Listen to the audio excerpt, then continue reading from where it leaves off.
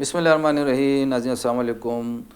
کرم کا معاملہ پھر سنگین صورت اختیار کر چکا ہے اور آپ سب کو پتہ ہے کہ ہفتے کے روز جو قافلہ جا رہا تھا کرم لے جانے کے لیے، چیزیں لے جانے کے لیے، مسافر لے جانے کے لیے انہیں ایک تاثر دیا جا رہا تھا کہ راستہ کھل چکا ہے، محفوظ ہو چکا ہے۔ اس قافلے کی جانے سے پہلے ہی ڈپٹی کمشنر کرم پر حملہ کیا گیا، جس میں وہ زخمی ہوئے ہیں اور اس وقت وہ پشاور میں زیر علاج ہیں۔ میں ہوں آصف نثار غیاثی اور آپ میرے ساتھ میرے یوٹیوب چینل پہ ہیں۔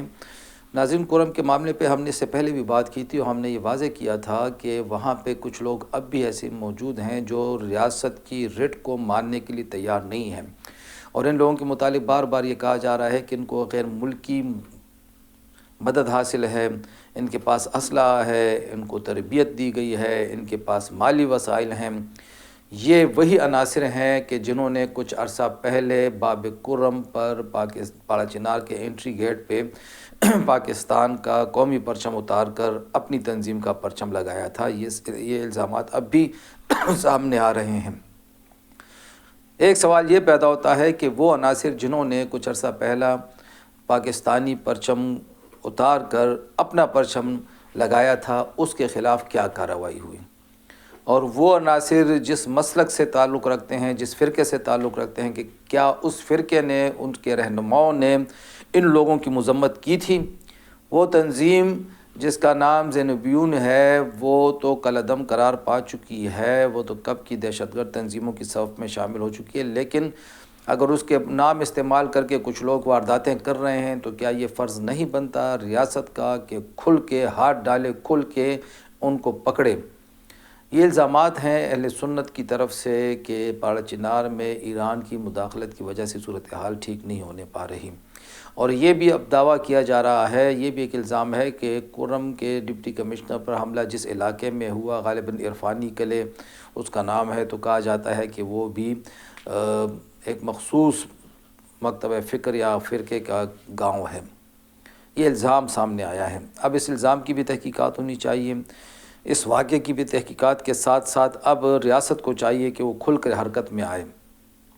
اب یہاں پہ سوال یہ پیدا ہوتا ہے کہ صوبائی حکومت کیا کر رہی ہے، وفاقی حکومت کیوں خاموش ہے، ریاستی ادارے کیا کر رہے ہیں۔ جب ریاستی اداروں نے قافلے لے جانے کے لیے اتنی بھرپور تیاری کی ہوئی تھی تو پھر حملہ کیسے ہوا، اور وہ کون لوگ تھے جو اتنی فورسز کے موجودگی کے باوجود حملہ کر کے پھر بھاگنے میں بھی کامیاب ہو گئے۔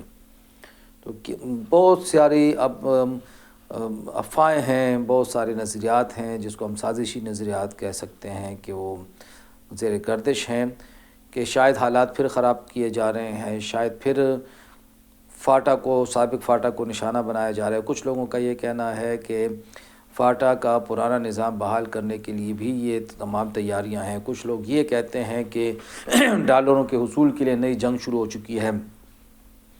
اس جنگ میں بدقسمتی سے اگر کرم کی بات کریں تو اہل سنت اور اہل تشیع دو فرقوں کا نام سامنے آتا ہے، اور اب دونوں کا یہ فرض بنتا ہے کہ اس واقعے میں جس پہ بھی ہاتھ اٹھے، چاہے وہ اہل سنت کا بندہ ہو، چاہے اہل تشیع کا ہو، اس کو پکڑ کے حکومت کے ریاست کے حوالے کرے۔ اگر وہ نہیں کرتے پھر ریاستوں کو کھل کے کارروائی کرنی چاہیے۔ پاکستان کا قومی پرچم جلانے والوں کے خلاف کارروائی ناگزیر ہو چکی ہے، ان لوگوں کو نشان عبرت بنانا ضروری ہے۔ قومی پرچم کا احترام کیا ہوتا ہے یہ سب کو دکھلانا ضروری ہے۔ بدقسمتی سے اب کچھ ایسی ویڈیوز بھی زیر گردش ہیں، آپ لوگوں نے سب نے دیکھی ہوں گی۔ کراچی تک میں دھمکیاں دی جا رہی ہیں، پاکستان مردہ باد کے نعرے کراچی میں لگے ہیں۔ کراچی میں یہ بھی کہا گیا، یہ بھی دعوے کیے گئے ہیں گلگت سے آئے ہوئے لوگوں نے کہ ہم سی پیک بند کر دیں گے، اور کسی کے باپ میں مجال ہو تو آ کے سی پیک کھولے۔ تو حیرت ہے کہ کراچی جیسے شہر میں اگر پاکستان مردہ باد کا نعرہ لگتا ہے تو وہ ریاستی قوتیں جو پاکستان تحریک انصاف کے ایک ایک حرکت پر نظر رکھتے ہوئے اس کے ایک ایک کارکن کو پتہ نہیں کہاں کہاں سے پاتال سے بھی نکال کے گرفتار کر لیتی ہیں، وہ ریاستی ادارے اس وقت کیوں خاموش ہیں؟ جس اسکول میں جو استانی صاحبہ بچوں کو پاکستان سے نفرت سکھا رہی ہیں، ریاست کو ڈرا رہی ہیں، جو گلگت کا بندہ آ کے کراچی میں دھمکیاں دے رہا ہے، جو لوگ پاکستان مردہ آباد کے نعرے لگا رہے ہیں، ان کے خلاف کارروائی کیوں نہیں ہوتی؟ اس معاملے پر اگر ریاست مصلحت کا شکار ہوتی رہے گی تو پھر ایسے عناصر کے حوصلے بڑھتے رہیں گے. جب ایسے عناصر کے حوصلے بڑھیں گے تو اوروں کی بھی بڑھیں گے، اور پھر ریاستی ریٹ جو ہے وہ ایک مذاق بن کے رہ جائے گی. ضرورت اس عمل کی ہے کرم کے اس واقعے کے بعد کہ سب سے پہلے ڈی سی کرم پہ حملہ کرنے والے عناصر جن کے خلاف FIR بھی ہو چکی ہے، اس میں کچھ نام بھی ہیں، ان کو پکڑا جائے. اس کے لیے دونوں اقوام، دونوں فرقے اپنا کردار ادا کریں. پھر پاکستان کا پرچم اتار کر ایک تنظیم کا پرچم لگانے والے لوگوں کو بھی پکڑا جائے، گرفتار کیا جائے، نشان عبرت بنایا جائے. اور ساتھ میں جو معاہدہ ہوا ہے، اس معاہدے کی ایک ایک شق کی خلاف ورزی کو ناقابل برداشت قرار دیا جائے. ضرورت اس عمل کی بھی ہے کہ وزیر اعلیٰ بھی تھوڑا سا ایکٹیو ہوں، وہ بھی ذرا کرم کے معاملے میں دلچسپی لیں، وہ بھی کابینہ بڑھانے کے پہ جو توجہ مرکوز کیے ہوئے ہیں، اپنے دوستوں کو کھپانے میں لگے ہوئے ہیں کچھ لوگوں کے الزام کے مطابق. تو ان کا بھی فرض بنتا ہے کہ وہ اس صورتحال کی طرف توجہ دیں. IG صاحب کو چاہیے کہ وہ توجہ دیں، چیف سیکرٹری کو ادھر جانا چاہیے، کوہاٹ میں ان کو مقیم ہونا چاہیے. IG صاحب اور DC چیف سیکرٹری کو تو کوہاٹ میں ہی رہنا چاہیے، یا ان کو بذریعہ پرواز پاڑا چنار بھجوانا چاہیے کہ جب تک حالات اچھے نہ ہوں آپ لوگ وہیں پہ رہیں.